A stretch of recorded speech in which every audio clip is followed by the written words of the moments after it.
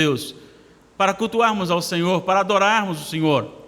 Como é maravilhoso nos reunirmos e podemos cantar a grandeza de Deus, o reino de Deus, a majestade de Deus. E isto com você, isso com esta família reunida. Isto é maravilhoso. Nós também saudamos aqueles que estão conosco também na transmissão. Que Deus o abençoe ricamente. E que a graça do Senhor, a paz de Cristo nos inunde de tal maneira que sejamos tomados pela alegria da salvação de forma indizível. E que a palavra de Deus mude, altere, transforme a nossa natureza mais e mais, para sermos mais parecidos com Jesus. Amém.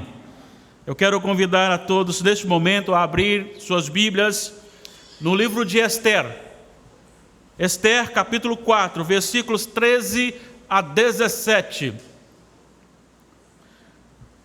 Antes da gente ler a palavra, eu quero contextualizar, porque é uma história.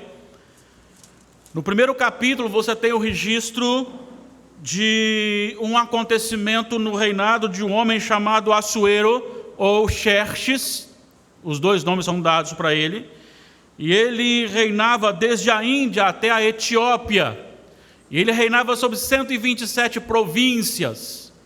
Certa feita, ele querendo mostrar então o seu poder, ele resolveu dar ali uma festa e trouxe para mostrar a todos os principais, aqueles maiorais, chamado de escol, ou seja, a nata, o grupo conhecido como os mais importantes, aqui segundo o versículo 3, da Pérsia e Média. E ali ele fica um tempo consideravelmente longo, mostrando toda a sua glória, todo o seu poder, toda a sua majestade diante daquilo que ele havia conquistado. O seu trono estava situado na cidadela de Suzã, e ele também resolve fazer uma festa para todos agora, não só para os que ele considerava mais importantes, mas para todos os moradores de Suzã. E o que ele oferece é material de primeira, era vinho real. E há uma ordem dada aos seus serventes, aos seus escravos, que servissem a cada um segundo cada um quisesse ou pedisse. Então não tinha limite e nem o que oferecer, mas tudo o que ele pedisse e a quantidade que ele pedisse poderia ser dado. A festa continua, dura 7 dias. E nesse acontecimento, ele já está alterado, dominado pelo vinho. Ele resolve chamar a sua rainha para apresentá-la como um troféu. Diz o texto que ela era muito bela. E ela também estava dando uma festa na casa do rei para as mulheres.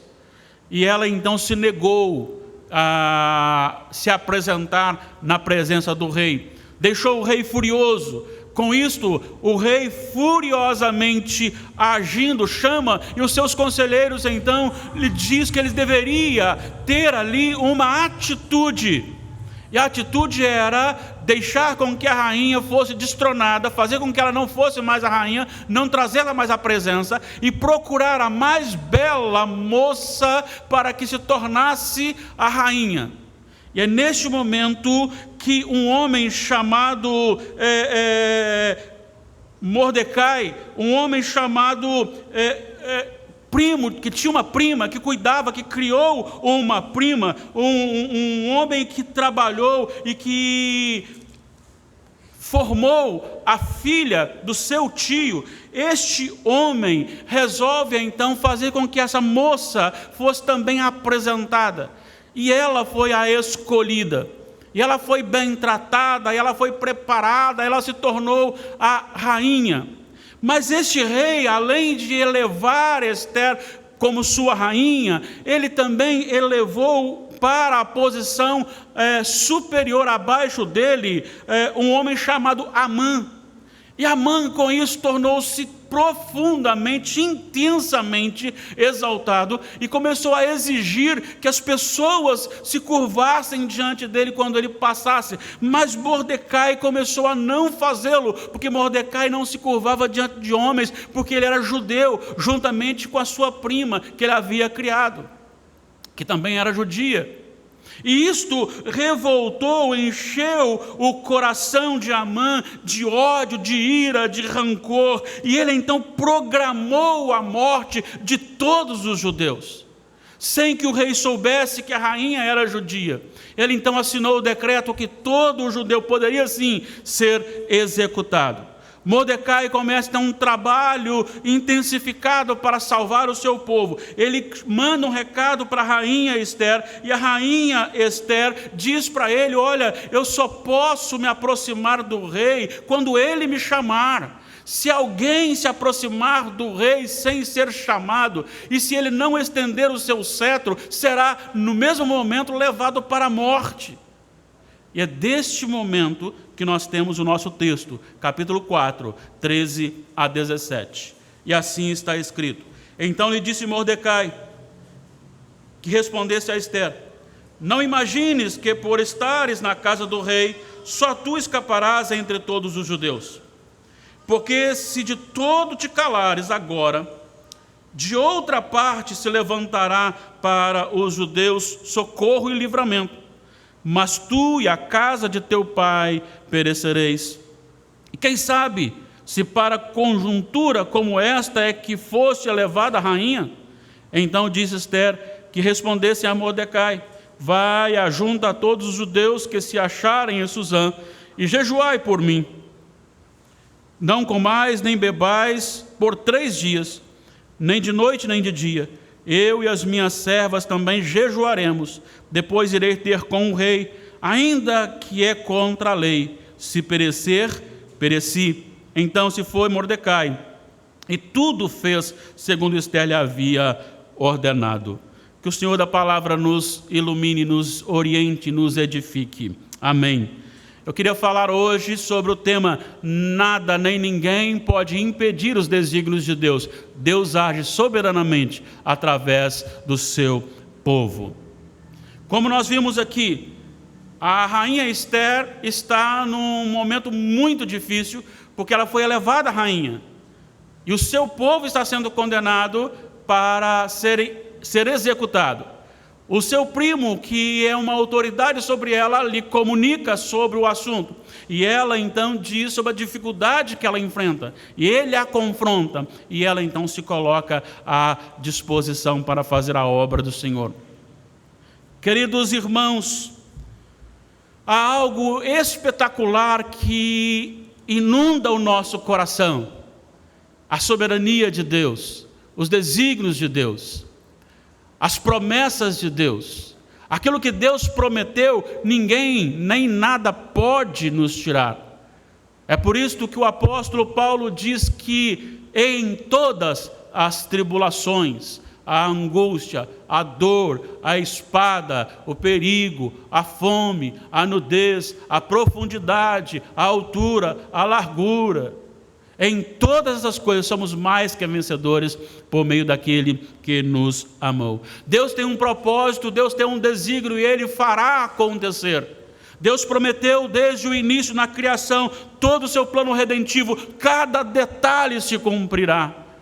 Nós já pregamos aqui que o Senhor Jesus Cristo não foi um mártir, mas Ele foi parte do processo, e Ele se deu, e Ele foi preso por homens maus, executado, crucificado por homens maus. O povo gritava diante de um ladrão, de um salteador, de um bandido, para soltar aquele bandido, mas ordenava e gritava com palavras de ordem para crucificar a Jesus.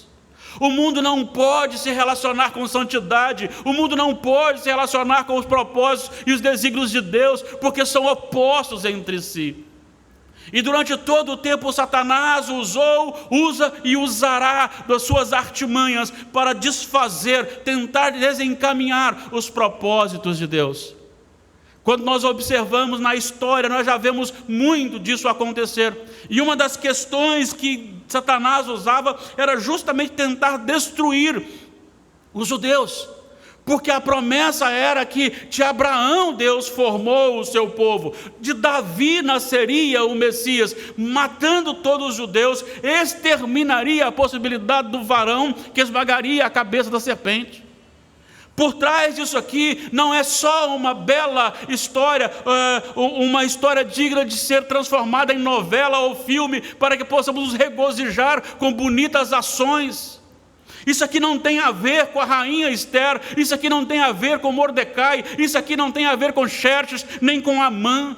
Aqui não tem a ver com um gosto por uma história simplesmente acontecendo, mas aqui nós vemos claramente o mover soberano de Deus, quando nada nem ninguém pode impedir que Deus faça cumprir o seu desígnio, o seu propósito. Deus age soberanamente, Deus conduz soberanamente, e Deus age através da história e do seu povo e do povo inimigo, e tudo o que Ele determinou acontece.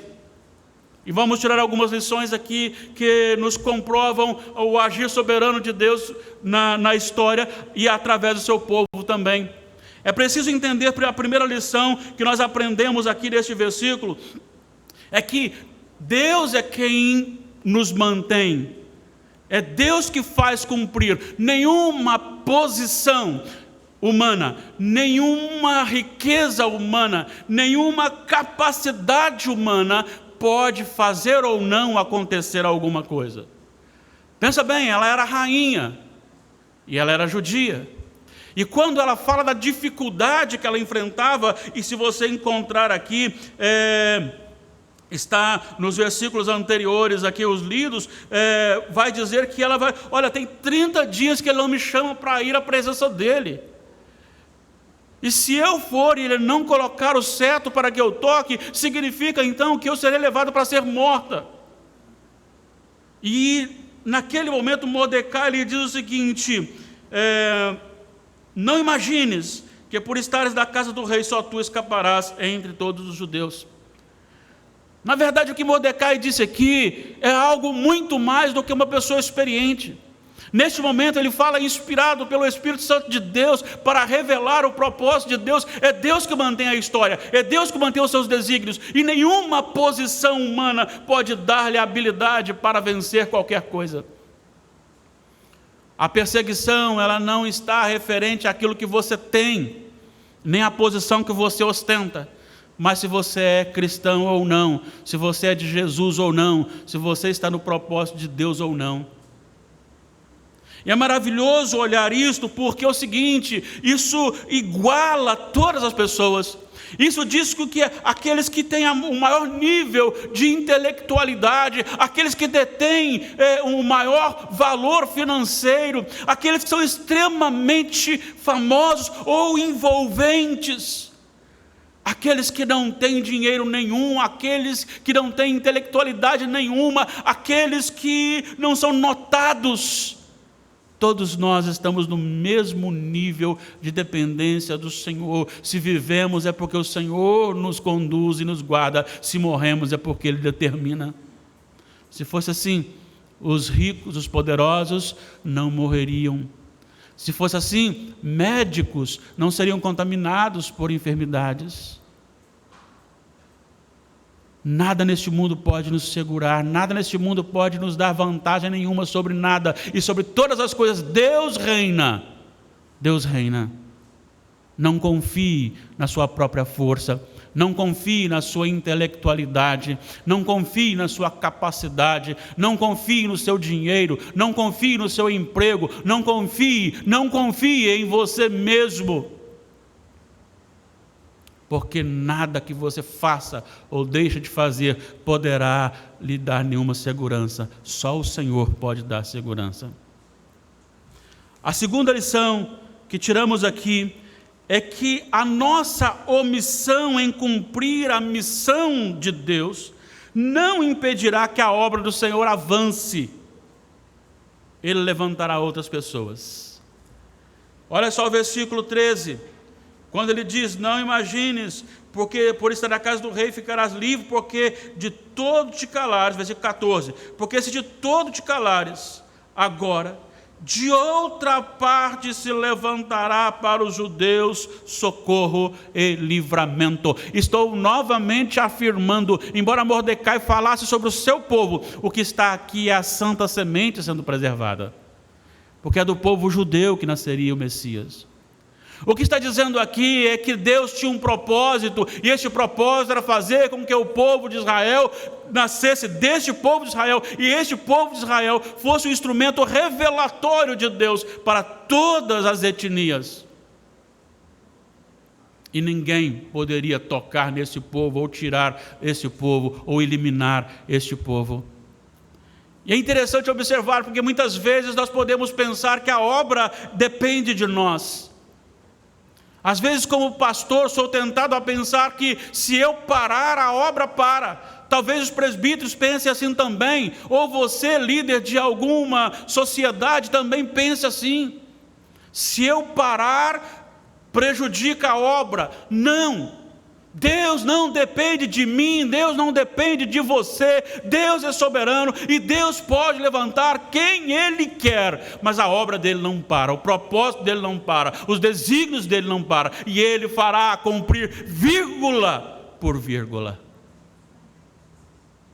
Não importa, se você, rainha Esther, ficar parada aí, pode ter certeza, você estará omitindo, você estará pecando, mas Deus não fará a sua obra parar. É isso que Mordecai disse para ela. Amados irmãos, nós estamos precisando proclamar esse evangelho da salvação aqui e agora. Nós precisamos proclamar esse evangelho da salvação na nossa rua, no nosso bairro. Nós precisamos proclamar no município, no estado, na nossa nação, fora da nação. E aí não tem outras pessoas para fazerem. É a igreja do Senhor que faz a obra. Mas fique sabendo de uma coisa: é um privilégio fazer a obra do Senhor, e não como uma peça-chave para o Senhor. Como se eu não for, nada feito. Você pode tomar parte nesse grande privilégio, nessa obra maravilhosa de fazer com que o reino se avance e que corações se curvem diante do Todo-Poderoso, que todos se curvem diante dele. Ou você pode ficar omisso no seu lugar, sem brilhar a luz de Jesus. Mas uma coisa eu vou dizer para você: você e eu, parados, não impediremos os desígnios de Deus acontecerem. Então acordemos. Acordemos para isso. É um privilégio servir ao Senhor, é um privilégio realizar a obra do Senhor. Eu quero fazer parte, é por isso que eu estou aqui agora. É por isso que eu assumo a liderança do pastorado. É porque eu quero fazer a obra daquilo que o Senhor me chamou e como Ele me chamou. E se Ele te chamou do jeito que Ele lhe chamou, apenas obedeça ao Senhor. Independentemente do que aconteça, obedeça ao Senhor. Porque se você não obedecer, se eu não obedecer ao Senhor, se não obedecermos juntos ao Senhor, o Senhor levantará outros e fará cumprir a sua missão. A terceira lição, a primeira, vamos lembrar que a posição humana não pode mudar nada e não pode dar segurança a ninguém. Se é do Senhor, é perseguido. A segunda lição, que a nossa omissão, ela não fará com que a obra do Senhor pare. O Senhor levantará outros para fazer. Terceira lição, em qualquer lugar que os filhos de Deus atuem, ali Deus tem um propósito para ele. Há muitas pessoas que pensam que vocação é ser pastor ou missionário, aqueles que saem para outros campos. Vocação é você receber do Senhor o que você recebeu e executar com toda a sua vontade, com toda a sua força, no lugar que você está colocado. Talvez você anseia por alguma coisa em algum lugar, mas o Senhor lhe coloca em determinados locais, e se Ele lhe colocou ali, apesar de tudo o que está ali, é porque Ele quer lhe usar ali. Olha só o que ele vai dizer aqui então, em seguida. Olha o que ele diz no final do versículo 14. Ele vai dizer: mas tu e a tua casa, tu e a casa de teu pai perecereis. E aí ele termina: e quem sabe se para conjuntura como esta é que foste elevada a rainha? Será que você não está entendendo que o Senhor te colocou como rainha para que você tenha acesso a Xerxes? Será que você não está entendendo que o lugar que você está é o lugar que Deus lhe colocou, porque ali Ele tem uma palavra, Ele tem algo para fazer? Isto é por demais importante entendermos. Irmãos, nada acontece por acaso. Quando nós olhamos a eleição de homens corruptos, homens que são desnecessários, que são uma vergonha, e eles ganham, é porque realmente Deus os coloca ali para ministrar o seu juízo sobre um povo que muitas vezes está vivendo tão distante de Deus. Mas Deus não perdeu o controle quando esses corruptos sobem ao poder. Deus não perdeu o controle quando aquela pessoa que deveria receber algo não recebe e outra recebe. Deus não perdeu o controle. Deus não perdeu o controle quando somos tomados de enfermidade. Deus não perdeu o controle quando a cura desaparece. Deus não perdeu o controle quando a vida é consumida pelo câncer. Deus não perdeu o controle quando essa doença terrível que tem assolado muitos, assola e leva e racha uma família, deixando seu coração ali quebrantado, doído, amargurado. Deus não perdeu o controle. Deus não perdeu o controle quando você está num local que você não ama muito, mas Deus te colocou ali. Deus não perdeu o controle. Saiba disso, que tudo o que você tem e onde você está é porque Deus tem um propósito para a sua vida, para ser aquilo usado e você usado como Ele quer.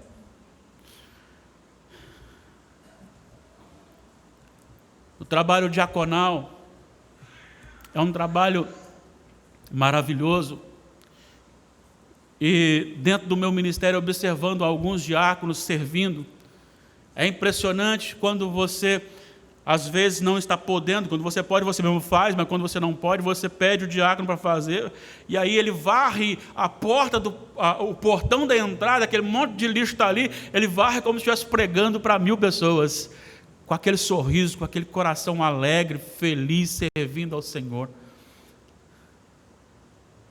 Ai de nós, se não fosse aquele que vem cá, aquela que vem cá, e limpa esse chão, e limpa o banco, para que você possa se assentar. Ai de nós, se não fosse aquelas irmãs que cuidam dos filhos na UCP, departamento infantil. Tem tantas pessoas que nos ajudam tanto. Ai de mim, se não fosse essa equipe de transmissão, principalmente no período em que o templo estava fechado. Ai de nós, se não tivéssemos esses instrumentistas que tanto nos ajudam e também louvam e adoram ao Senhor, aqueles que vêm cá e cantam, você que canta aí do seu banco, você que é pai, você que é mãe, que zela do seu filho e que traz o seu filho. Nós somos uma equipe, nós somos uma família, e cada um faz a sua obra no lugar em que Deus o colocou para a glória de Deus. O que nós precisamos entender é como Deus me manda viver onde estou vivendo. Talvez Deus lhe colocou nesse lugar para que você faça a diferença, não seja como os demais. Apenas seja fiel ao Senhor. E aí, fale assim como a rainha disse: se perecer, pereci. Se perecer, pereci. Quarta e última lição: seja onde for a nossa missão, o local que você está trabalhando, não importa.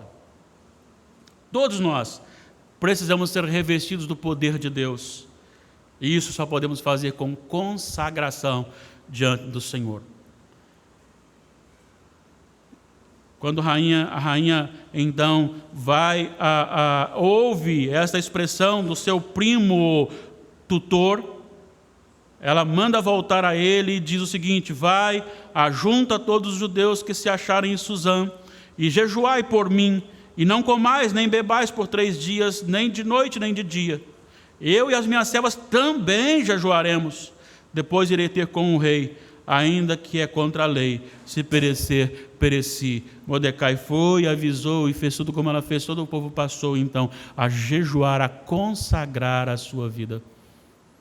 Não existe trabalho fácil, não existe trabalho simples. Não existe operação mais importante ou menos importante no reino de Deus. Nós somos levados a pensar e a valorizar um trabalho que se destaca mais como pastoral, como missionário. E às vezes começamos a colocar em escalas inferiores os demais. Louvado seja o Senhor, porque Deus não age assim, no reino de Deus não é assim, no reino de Deus é tudo a mesma coisa. É por isso que o apóstolo Paulo disse que a igreja é o grande corpo, era a analogia do corpo que Paulo usou. E ele falou, não dá para a mão querer ser o olho. Se todos os membros quererem ser o olho, ficaria apenas um olho desse tamanho e não funcionaria, porque o olho depende dos demais membros. Cada órgão do seu corpo funciona no seu lugar e todos são amados igualmente pelo próprio corpo. É necessário então que eu consagre a minha vida ao Senhor. Nós estamos precisando de homens de coragem, homens de verdade, mulheres de coragem, mulheres de verdade, jovens, adolescentes, crianças que se consagrem ao Senhor nesses tempos difíceis. Conta-se que eu acho que era o século 13, Tomás de Aquino estava visitando Roma, e aí o Papa mostrando para ele o templo de São Pedro e também os outros, e aí quando passou ali, o Papa disse para Tomás de Aquino assim, olha só os ouros, a riqueza que nós temos aqui, hoje a igreja não pode mais dizer como Pedro disse, não tenho ouro nem prata. E Tomás de Aquino virou para aquele Papa e disse, mas também a igreja hoje não pode dizer, em nome de Jesus levanta e anda, porque a igreja está sem poder.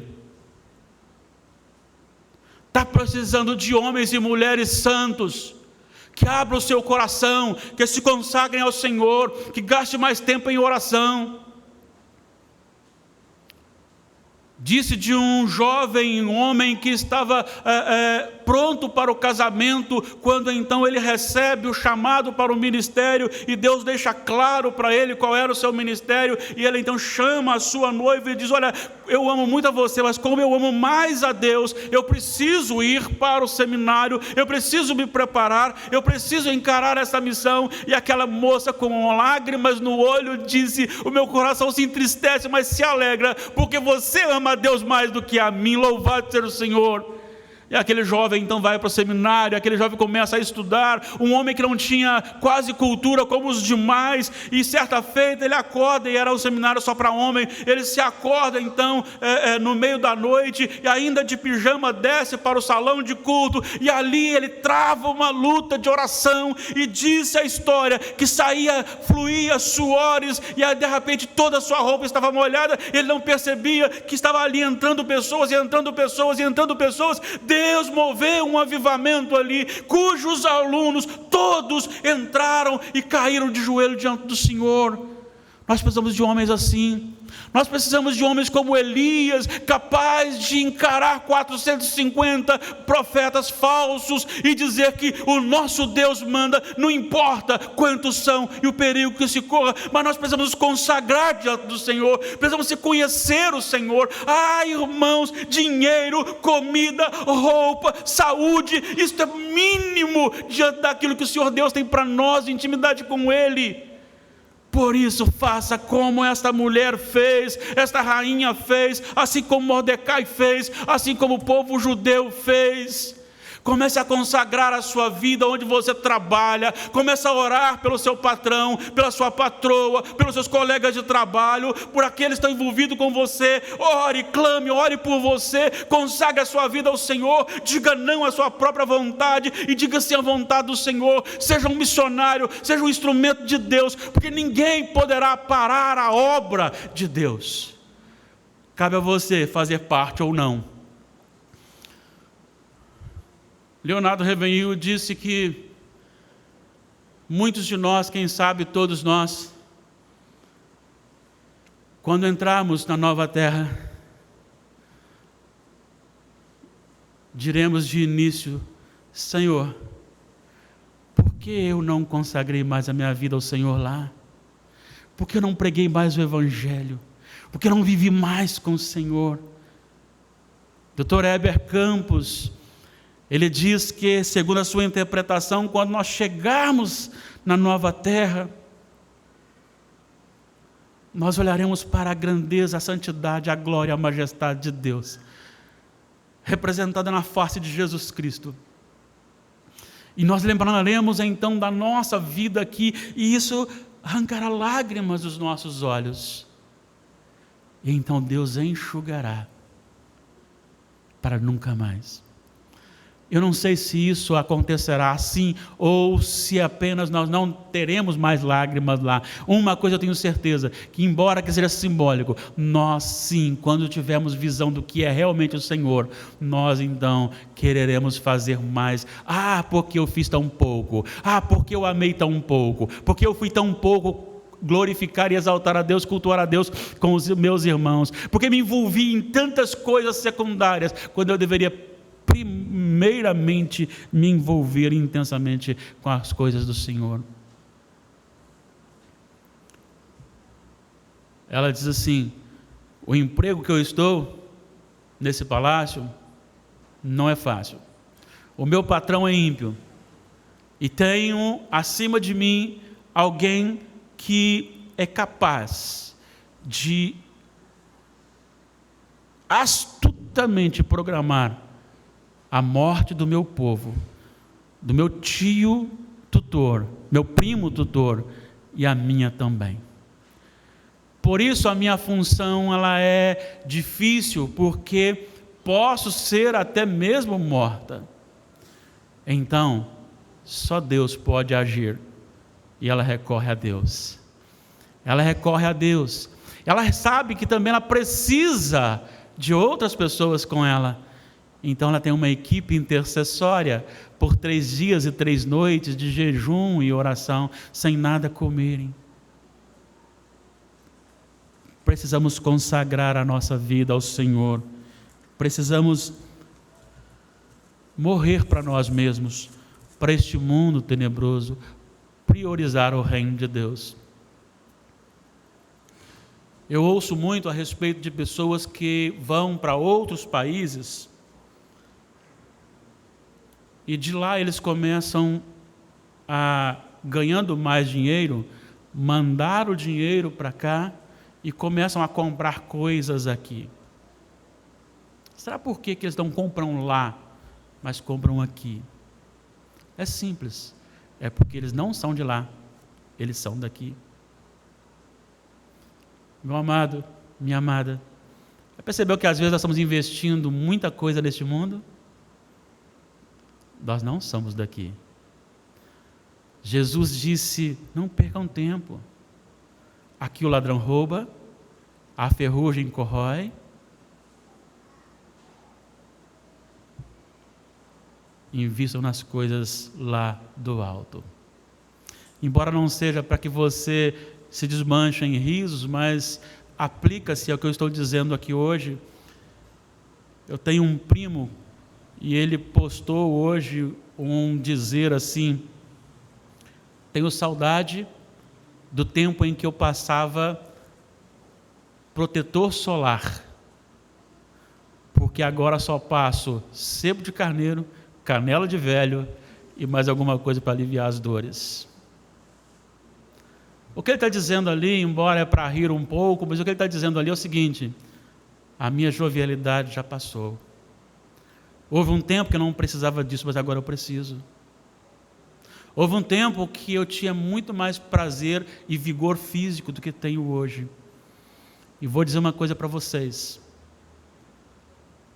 Ontem, eu mandei uma mensagem para os nossos irmãos, os pais de Raquel, porque acho que foi ontem ou anteontem, ela completou 18 anos, e quando eu cheguei aqui ela tinha 6.